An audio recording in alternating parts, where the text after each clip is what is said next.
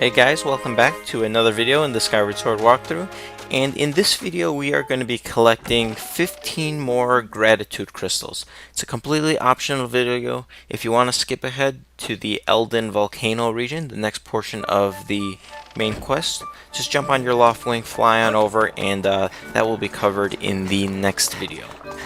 So early on in this chapter we found Kukiel. She was safe and sound with Beatrix, so let's go inform her mother, Rhina, over this present situation. So you can just enter Kukiel's house. I love how it's actually referred to as Kukiel's house. Like after you go into one of the houses in Skyloft, and then if you look at your map, or if you just walk up to the door, it gives you a name of the house, and it says Kukiel's house. Seems kind of strange naming the house after the kid as opposed to the parents. But she's grateful, and she will reward you with 5 gratitude crystals. Or, I'm not sure if she actually rewards you or you just get them. But a few more points about gratitude crystals in general. They're basically the side quests, the major side quests in this game. And almost every character gives you gratitude crystals.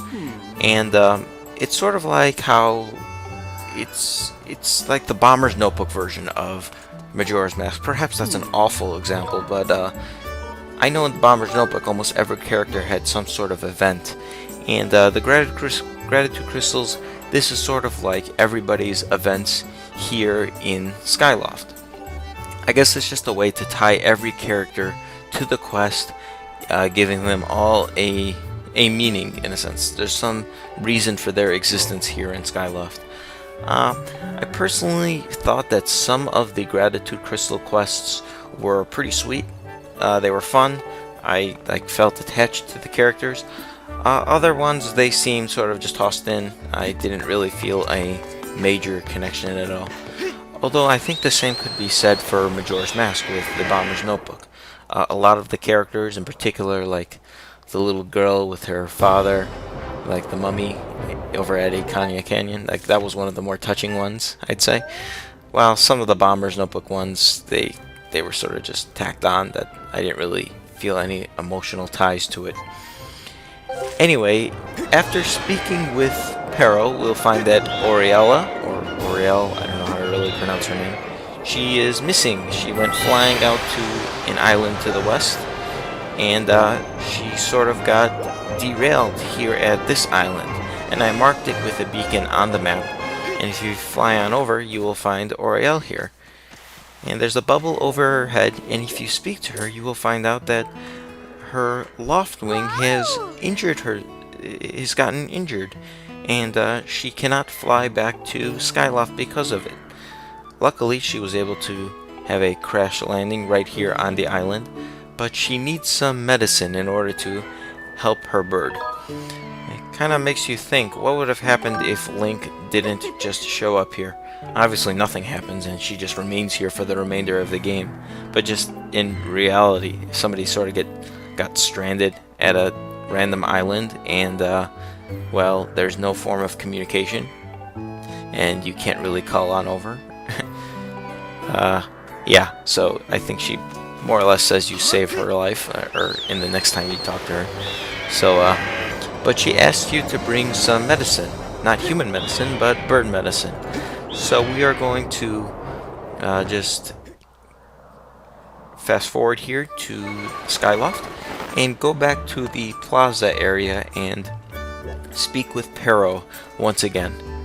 Parrow, since Orielle and Parrow are both Skyloft, or Loftwing, like bird lovers of sorts, they know the ins and outs of Loftwings, and Parrow has medicine for Orielle's injured Loftwing, and it comes in the form of these mushroom spores.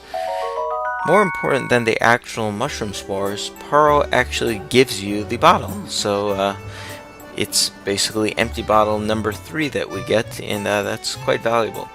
I haven't tested it out myself, but if you captured mushroom spores from your journey through the Faron Woods, I'm not exactly sure if the mushroom spores, if those same mushroom spores work, as if you don't even need to speak with Parrow. In that case, I can't imagine why they wouldn't work, although I also would think that you wouldn't be able to get that third empty bottle. Not sure. Somebody test it out and let me know in the comments below. Anyway, once you fly on over and you can speak with Orielle here, and she sprinkles some of those mushroom spores, and almost instantly the Loftwing gets back on its feet and ready to fly. So in exchange for your gratitude, wink wink, you will get 5 gratitude crystals. Yay!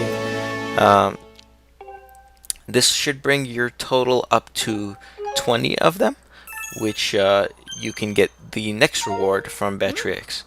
However, we are not done with gratitude crystals for this quest alone. After Orielle jumps on her Loftwing and flies back to the island of Skyloft, you can jump on your Loftwing as well, and we are once again going to fast forward over to Skyloft. But we can speak with Parrow over in the plaza, and he too is grateful that you were able to help him out and help Orielle out.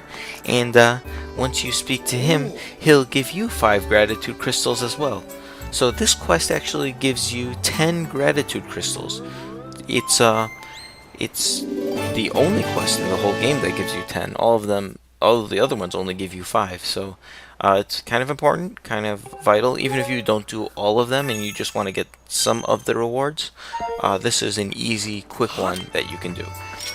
It's worth noting that you can actually do Pieter and Patrice's side quest right now as well. That's the item check tellers. What you would need to do is just keep talking to Patrice and then go to sleep, return to her, talk to her again, go to sleep, return to her, talk to her again. And each day you talk to her, she starts becoming like more in love with you. It becomes very repetitive, and it takes so much time to like go to bed and talk to her, go to bed and talk to her. So I'm going to be saving that one for later, and I'll be covering that in one of the later chapters. I just thought it was worth mentioning that you could actually do that one right now. And as far as I know, that's the only other gratitude crystal quest that you could do right now. So here I am at Beetle's Air Shop, and I decided to purchase the second additional adventure pouch. Now this opens up my adventure pouch to holding 6 items instead of 5. I got the 5th one from a goddess crystal, or a goddess cube, or a goddess treasure chest that we opened up in the deep woods. Since I have the rupees, I'm also going to purchase an extra wallet. This now makes 2 extra wallets, and since I also had the medium wallet, I can now carry up to 1100 rupees. And if you're actually purchasing stuff actively from Beetle's Air Shop and in the bazaar, 1100 rupees, that's actually going to get you through much of the game. Very rarely will you have more than 1100 rupees if you are actively purchasing stuff. In fact, I don't think I ever get higher than that amount until, well, the very end of the game, pretty much.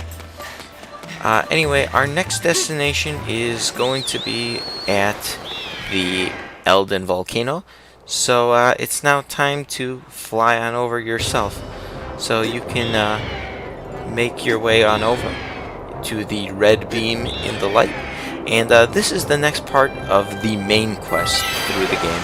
So I'm going to pick up here in the next video. So join me while we jump into the Elden Volcano.